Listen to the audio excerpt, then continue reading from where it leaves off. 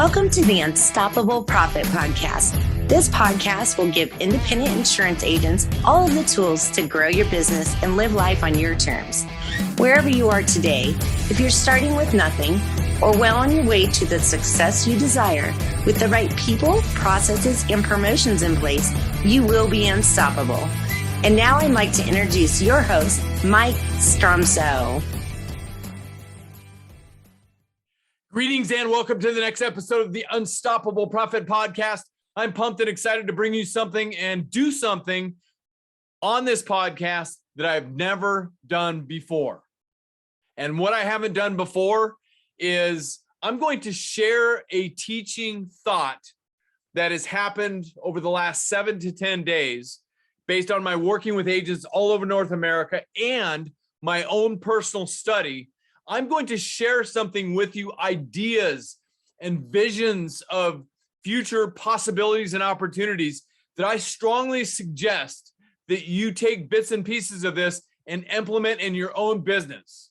Because listen, things are changing and something's going to change before the top of the hour, which is just a few minutes away, because things are changing that fast in business and in life today. At the core of this change, in my opinion, is cultural transformation. Cultural transformation, meaning the culture of your business. Because culture eats strategy and everything else for breakfast, as first said by Peter Drucker. Culture is everything. And the culture that you've got going on within your insurance agency business, or any business for that fact, dictates how your business is growing, how you're ticking up, if you will, as far as the percentage of growth, whether it be organic growth or your ability to attract a potential acquisition candidate to your business. It all rests on what's going on inside of your business, your culture, who you are. Again, I remember this teaching opportunity that I had years ago, and as I thought about it before I went out, I got to the point where I said, look, pretend you've got your fingers, right? And if you're watching this on YouTube, you can see me doing this. And if you can't, just hold your hands up in the air. By the way, if you're driving, don't let go of the wheel. But if you get your fingertips and you dig them into your chest and rip your chest open, what people see inside of each one of your team members, that's at the heart and core of your culture. That's who you are as an organization. And it's ultimately the final responsibility of the leader to dictate what that culture is. And more importantly, not only what the culture is today, what it is tomorrow, what it is next week, next month, next year, because it's constantly changing. That's why we have to transform our culture to be one not necessarily of accountability. And yes, don't get me wrong, accountability is important. But our goal as leaders in business is to create a culture of accountability. And within that culture of accountability is ultimately the end goal is a culture of ownership. And I'm not suggesting that everybody within the organization is going to be an owner, but we want everybody to be empowered. And that's a key word. If you're taking notes, you want to write this one down. We want everybody to be empowered, to be able to act and operate and to make their decisions on their own without the intervention of anybody else, as if they were an owner. So we want to get and help people transform their businesses to get to a culture of ownership. What does that look like? I'm not done. It's a mission that I'm on. I'm one of the absolute identifying factors that I've seen within business nowadays is the first P, the people, processes, and promotion, which are the 3 Ps of our simple 3-step blueprint, the operating system.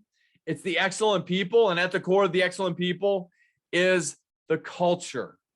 So we've got to work on our culture. We've got to take care of our culture just as much as we take care of our own health. And this was continued to be identified over the last 7 to 10 days as I continue to work with agents all over North America.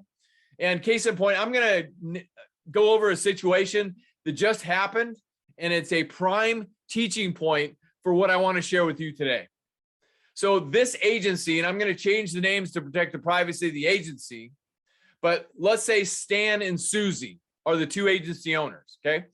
We are in a coaching session with Stan and Susie, and they are talking about the fact that we need to continue to uptick the percentage of growth within their agency, the revenue growth, which is ultimately the only thing you can deposit, or revenue growth, right? By the way, every agency should have at least 3, and not many more than 3. I recommend 3 agency goals that they are in pursuit of every single year. And that is the item that we're foundationally bouncing everything off of as we operate within our culture. Our culture should be reporting back to, in a way, those goals. Where are we at? Are we hitting them? Are we falling short? And what do we need to do? That's taking ownership. We need to take ownership for the fact, as a collective whole, not just one person. The entire culture must take ownership for the fact that we're either hitting them or that we're not. And if we're not, why not? And we got to empower everybody to do what needs to be done to hit that, including new creative ideas, maybe doing things the way we've never done them before. So this agency needed to uptick even more as far as their growth numbers. And I know the agency well enough to know there's things going on within their culture that need to be fixed before they can take that step. Yes, they're doing fine. Yes, they're continuing to operate and thrive in some instances, but not consistently. And I happen to know, because I know the agency well, that they need to improve their culture. So I'm on the session with Stan and Susie, and we're talking about how we're going to do this. And I went to Susie and I said, Susie, let me ask you this. You want the uptick. Do you know where that starts? And that's exactly what I got. Silence. I said, Susie, if you want there to be an uptick in your growth, it starts with you. And of course, I held up to Susie one of my now infamous mirrors of truth. There's only one person that stands between you and success, and that's you. I said, Susie, all right, you expect your team to do these things. You want your team to do these things. However, what are you doing yourself? What are you doing yourself to improve yourself every single day? What are you doing every single day to self-develop yourself, to put yourself in absolute growth mode to the level that you expect your team to also grow and to help your business grow? Explain to me what you're doing exactly. And again, silence. You see, we can't expect our teams to do anything that we are not willing to do ourselves. Bottom line. So it starts with leadership. Leadership and training.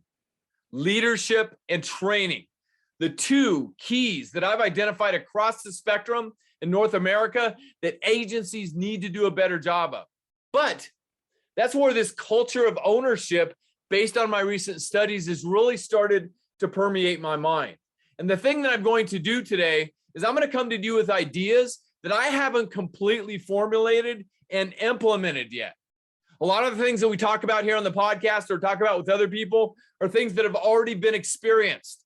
This has not been experienced yet. So I ask you to give me comments, shoot me an email, communicate with me however you can reach me. Let's keep this collaborative effort going, because we need to transform culture in business in today's world to create cultures of ownership in insurance agency business and otherwise, to give people permission to do what they need to do to create the client experience, to create the team member experience, to create the community experience, to create the carrier vendor experience. The bottom line, it's all about the culture and what you are leading within your agency business. So let's get to work on transforming our culture. This particular agency, when they said, all right, where do we start? I gave them a number of things that they could do to begin to do this right now. And they had a game plan when we got done. One of the things that I've identified that are not always present in every business, and I believe in my heart of hearts that every business should have identified at their core who they are as an organization, what the values are that they believe in. And to use a simple term, core values. We created core values within our agency business. We've created core values within the Unstoppable Profit Producer Program, our small but humble but mighty team.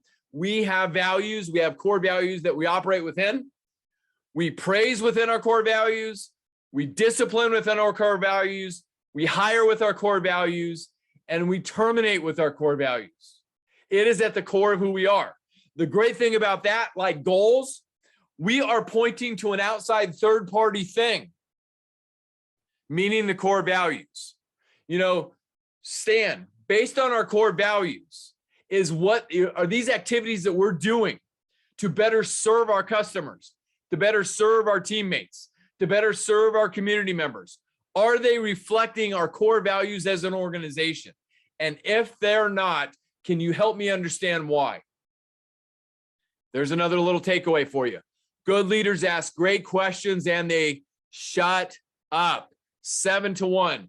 2 ears, 2 eyes, that's 4. 1 mind, that's 5. 1 heart, that's 6. 1 soul or gut, that's 7. 7 to 1, you should be using those in relation to your mouth, right? So ask great questions and shut up and help them come from within themselves to ultimately empower them, to give them the ability to have ownership in any given situation and to do something with it. So let me share with you our core values as an agency, and then I'm going to share with you the 8 characteristics that I've learned about, and this is what I want to work together on. I'm going to give you an example for each one of them, but I want to continue to work together as an industry to develop these so we can continue to create a culture of ownership. And I will say this now so I don't forget, because a large part of this conversation, I want to give major props, and this is not the agency I was referring to, by the way. One of our other coaching agency members, Kelly Heron, from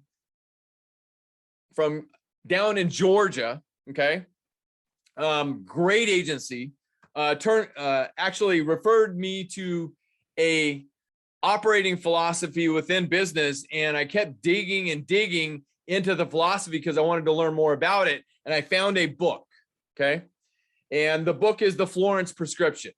And I love the thought process of the book. I strongly recommend that you grab the book and get into studying it. The Florence Prescription by Joe Tye, T-Y-E, because that's where I've learned this thought process for a culture of ownership. Yes, to be clear, accountability is important, but having people within your business who own what they do every single day so they can self-function for the majority of the day without this constant interruption, so vitally important.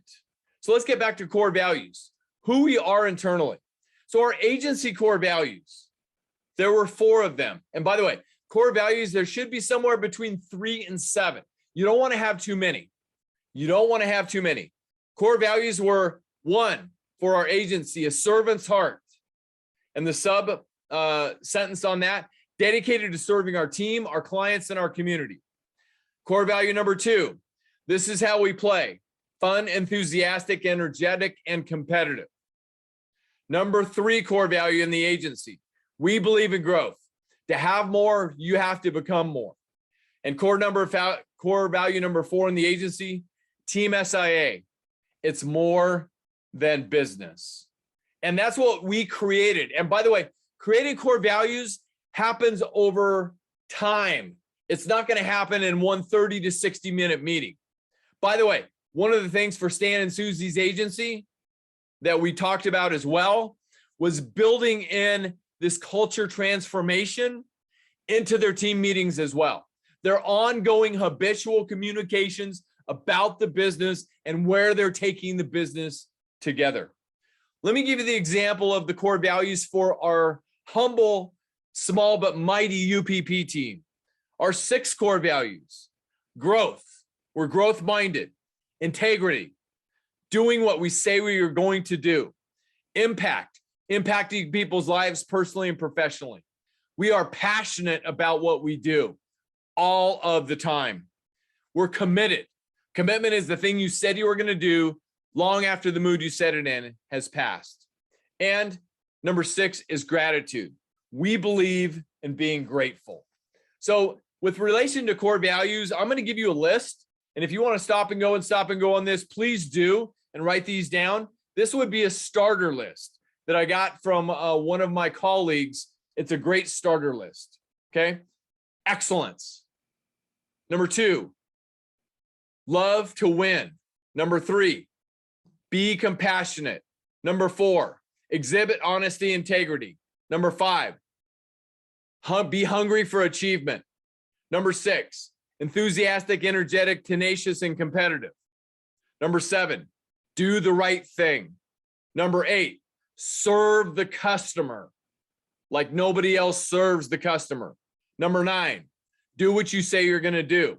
Number 10, never be satisfied. Number 11, continuous self-improvement or self-development. Number 12, exhibit professionalism. Number 13, encourage or empower individual initiative. Number 14, be growth-oriented. Number 15, treat others with respect. Number 16, provide opportunity based on merit. No one is entitled to anything. Number 17, no cynicism. Number 18, be humbly confident. Number 19, fanatical attention to consistency and detail. Number 20, understand the value of reputation. Number 21, have fun. And number 22, encourage teamwork. Now, that was a lot of information. I understand that.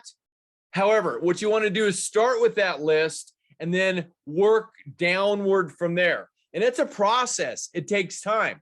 But that's at the beginning to develop, rip your chest open, who you are as an organization.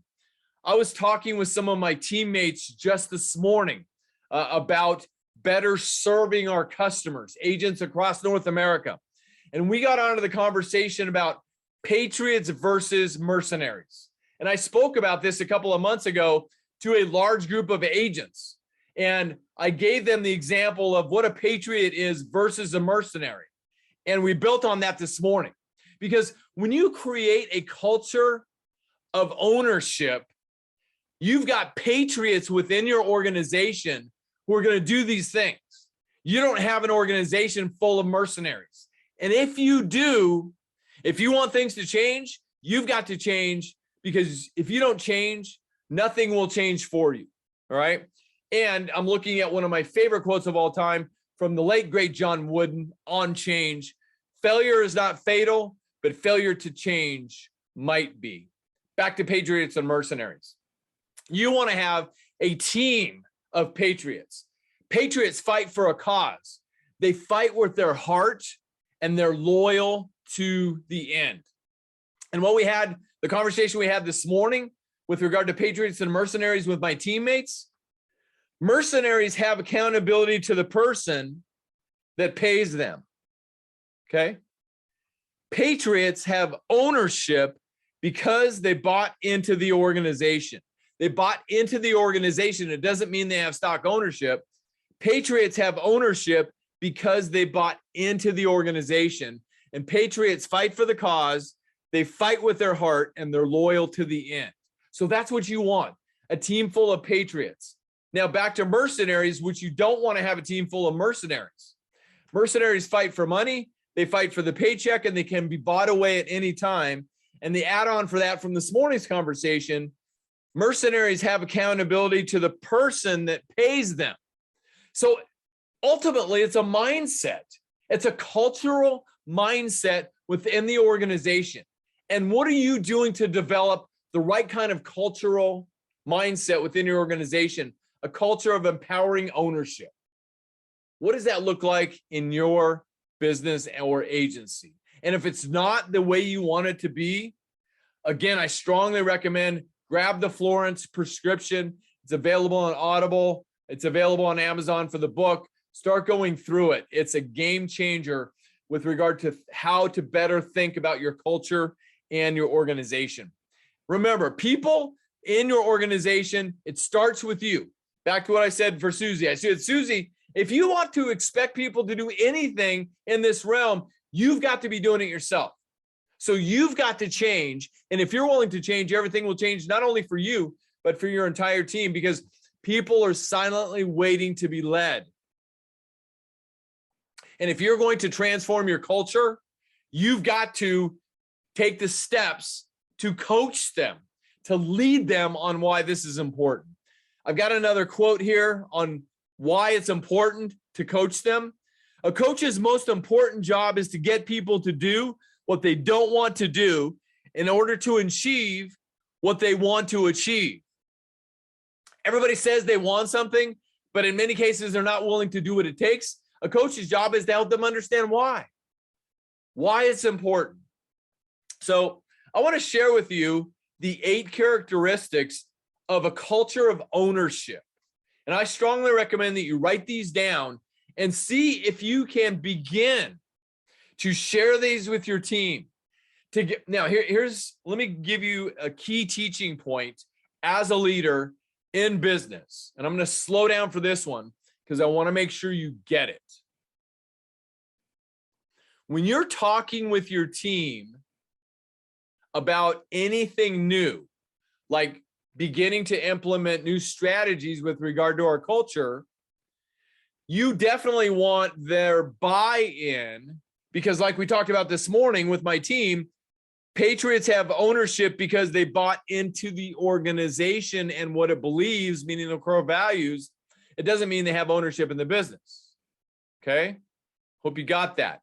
Next, when I'm talking with a team of people, I will say, if we want to achieve one of these goals or all of these goals, we're going to need to change the way we do some things. And I would like to share with you today my thoughts based on the highest achieving agencies in North America on the way they do things. And I would like to hear your ideas and your feedback so that we can continue to work on the plan for the entire agency. Now, think about how I just said that. I solicited their ideas and their feedback. I'm not asking them what do they think we should do. I want to hear their input, their ideas, their feedback, so that we as an organization collectively can create a plan that we can follow. And that was one of the things that we talked about with Stan and Sally in the agency before we disconnected in our session this week. I said, you also need to have a plan. This is my plan. My vision organizer, it's not only got our core values, it's got our goals for the quarter, for the year, the things that we need to be working on, the issues. You've got to have a plan, because the 8 characteristics of a culture of ownership is based on you having a plan that they can buy into, because Patriots have ownership because they bought into the organization and the plan of the organization. Okay. So I'm going to give you the 8 characteristics of a culture of ownership. And again, my great encouragement is that we work on this together as leading entrepreneurs in the independent insurance agency industry to begin to develop this. And when you come up with something, share it with somebody and help make a difference for them as well. So the first characteristic is commitment. Everybody has to be committed to the cause, to what the organization is trying to accomplish. You've got to get the buy-in, and it starts with having a plan. Agency goals, keep the agency healthy. This is what we're trying to attract, convert, pursue, etc. Super complicated business plan. Get clients, keep clients. It's that simple, okay? So there's got to be commitment, and everybody has to be equally committed to what you're trying to accomplish. Helping them understand why it's important, that's back to the coaching. A coach's most important job is to get people to do what they don't want to do in order to achieve what they want to achieve. Number 2 is engagement. You've got to promote the engagement within your organization. Okay, so how are they engaged? Well, it's team interaction. And, the thing that comes to my mind is our Team Member of the Month program, where we socially all vote for the Team Member of the Month and recognize that person and cheer them on and lift them up and hold them up. Everybody's engaged. The other thing that we talked about with Stan and Sally the other day is make sure at the beginning of every team meeting, their weekly team meetings, in addition to their department huddles within the week, start every huddle, start every meeting with somebody reading their core values, somebody reading their promise or maybe their mission statement, somebody reading their top 3 agency goals. Quick, boom, boom, boom, boom, boom, done. It can all be done in less than 60 seconds, but every single time it gets done so they're engaged and committed on what we're trying to accomplish. Number 3 is passion. Nothing great in the world has ever been accomplished without passion, according to Hegel. And this is right out of our PX3 program book. What are you deeply passionate about that you want weaved into your career daily and shared with the world? Leave a mark on the world that can never be erased.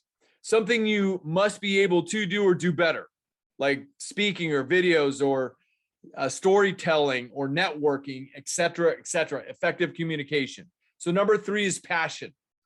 We got to fuel that passion within the organization. Number 4 is initiative. And that's really back to empowering people. How can we better empower people to do the things that they need to do? Give them permission to take initiative. Let them know it's okay. If it doesn't work out perfectly or we have failure, I have your back. And I remember saying that so many times over the years. Hey, this is what we're going to pursue. This is what we want to accomplish. Remember, because it's brand new, if it doesn't work out, if you follow the guidelines that we set before you and it doesn't work out, don't worry. I have your back. And I can tell you that I learned in my PX3 sessions with my team, they would tell me, Mike, it's so important when you tell us that you have our back. That means everything to us. Give them permission to be empowered and take initiative. The 5th characteristics of a culture of ownership is stewardship. Stewardship, having possession of any task, any activity, any one thing, whether it be physical or intangible, and you possess it and you're responsible for it, you are a steward of that item. Case in point, like depending on your spiritual belief, we are simply stewards of everything we've got, okay? Stewardship is number 5. Number 6 is belonging. They belong to something. Patriots have ownership because they bought into the organization. Patriots fight for the cause. They fight with their heart and they're loyal to the end. They belong to something that's fighting for something. We're fighting for the relationship that people have with their independent insurance agent who works for them first. That's belonging to a cause. Number 7 on the list of 8 characteristics of a culture of ownership is fellowship. And what I wrote down in my preparation notes for this podcast, fellowship can be also meaning to trust each other. And this particular agency, Stan and Susie's agency, when I met with them live for their one-on-one private consulting session for 6 hours, I had notes that says, we need to get back of a culture of being able to trust each other. There was issues in their culture where not everybody trusted each other. That's a problem, ladies and gentlemen. That's not a culture of ownership. Excuse the term. That's a messy culture. So fellowship and the ability to commune together and to trust each other and to hang together, to have team health outings, to bond and build deep, significant, meaningful team relationships. You know the definition of team, I know. Together, everybody achieves more. And number 8 on the list of 8 characteristics of a culture of ownership is pride. They've got to have pride that they are a part of your organization. Case in point, let's say you are working for a charitable cause and everybody's got t-shirts about the charitable cause. It's got the name of your business on the back. Does every single team member wear that t-shirt with absolute pride that the cause that you're fighting for is a cause that they're willing to die for? Now, I know that's extreme. I'm not suggesting that it's that extreme, but from a mindset standpoint, they've got to have pride and wanting to tell the world that they are part of this organization and they are dang proud of it because we are fighting for something important. Is that what your culture is all about? And the good news is, regardless of your past, you have a spotless future. So if you need to transform your culture, today's your day. I hope this has helped you get some really solid notes, some really solid ideas and thoughts to begin to transform your culture. If you have a culture of accountability now, where everybody's on point, they're getting done what they need to get done, everybody's showing mutual respect and everything's well, congratulations. Let's up our game. Let's get it to a culture of ownership. Let's continue to transform our culture, because when you do this, believe me on this one, it will convert to financial monetary rewards in the future because it is identifiable. I can show you absolute proof in writing that that is absolutely true. Culture, it's identifiable and people can see it. Believe me on that. I hope this has helped you. I hope this has helped you continue to improve and hopefully, ultimately transform your culture into a culture of ownership where everybody within your organization owns what they do. And let me give you the 8 again, the 8 characteristics of culture of ownership. They're committed to what you're doing, number 1. Number 2, they're engaged with what you're doing. Engagement's number 2. Number 3 is passion. They're passionate about what they're doing. Number 4 is they take initiative, self-initiative to what you're doing. Number 5 is stewardship. They are a steward of what you're trying to accomplish. Number 6, they are belonging. They belong to what you're trying to accomplish. They belong to the cause. Number 7 is fellowship. They trust each other. They fight together and they work. And number 8 is pride. They are absolutely proud to be part of who you are as an organization. I hope this has helped you. Thank you for taking this first round of something brand new, something evolving on the podcast. And let's go get it together, friends. All right. Hey, and if this is your first podcast, welcome. My name is Mike Stromsoe. I'm widely recognized as a leading speaker, coach, and author for the independent insurance agency. You can find me at unstoppableprofitproducer.com. If you're interested in attending one of our virtual or live events, you can find out more information about our virtual events at uppfaststart.com. And our live event portal is beunstoppablebootcamp.com. Both these events are designed with some of our best money-making strategies developed over 35 years of research in your agency. My experience as a proud 100% of the time independent insurance agency, and when properly implemented, you will grow your business, create wealth, and have more freedom to live life on your own terms. That's all we want for you. That's the only reason we do what we do here at UPP. And please make sure that you subscribe to our podcast. Just go to unstoppableprofitpodcast.com, go up to the top, click subscribe so you don't miss one episode of this current, relevant, real-world information from the trenches on how you can continually transform your agency business so it's growing, more valuable, and you're having more freedom to do what you need to do. And you can also find our podcast out there on all the channels, Apple Podcasts, Spotify, Stitcher, and again, go to our YouTube channel. Go to YouTube, search Unstoppable Profit Producer, go down to the video channel, and there's all of our podcasts there. You can see my excitement as well as hear the podcast there. Thank you for joining us. Until next time, get out there and make a difference. Be unstoppable. Leave no regrets. And let's get to work on transforming our culture into a culture of ownership. Oh yeah, let me say it one more time. Let's give major props and thanks to the unstoppable Kelly Herron, one of our platinum coaching members from Jack Bradley Agency down in Georgia, for the recommendation on the book, The Pickle Pledge, which led to the Florence prescription. Kelly, you are unstoppable. Thank you. Until next time, everybody, we will see you next time. Do you love the podcast, but don't know where or how to get started? Come join our next virtual training while seats are still available. Register now at uppfaststart.com. That's uppfaststart.com.